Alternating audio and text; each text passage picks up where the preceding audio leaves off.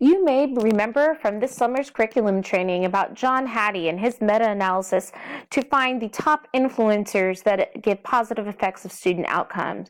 What we're going to be doing is going through 6 different strategies. This is the first part 1 of 6 that looks at what John Hattie's work indicated and then how we can take that into the technology instruction. So the first strategy is that the lesson has a clear focus. So what does this mean really in terms of John Hattie? What did he find? He found that students, when they know exactly what they're supposed to be doing, when they're able to articulate what that learning intention is on the board, that they have a size indicator of 0.75.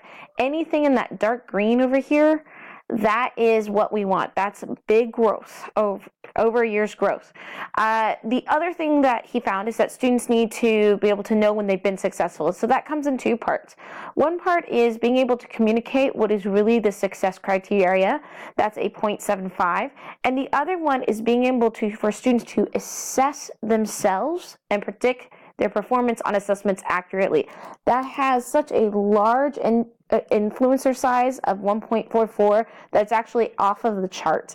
If students are inaccurate, it obviously is not going to be that high. But if a student truly understands whether or not they understand something or they don't understand something, and where they are in that path and where they would be assessed at, if a student can accurately do that, they're actually going to have better outcomes. So what does this mean for technology?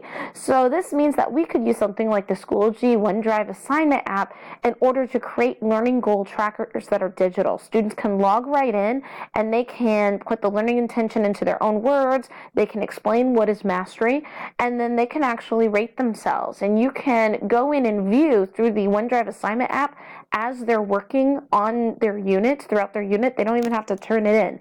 It can be something that you use to monitor their progress as they monitor their own progress. So you can get a prize. If you email me back to answer the question below, the first 5 people get a goodie of your choice out of the teacher tote. So the teacher tote has things like jeans passes, it has some swag, it has some edibles, it has delivery of Sonic drinks, all sorts of good things, and you get to go ahead and pick one. So the question is, how do you help your students track their learning? So go ahead, email me back on how you have your students track their learning. We'll be compiling it all for various teachers to be able to see, so that way we can kind of all share in our brain trust.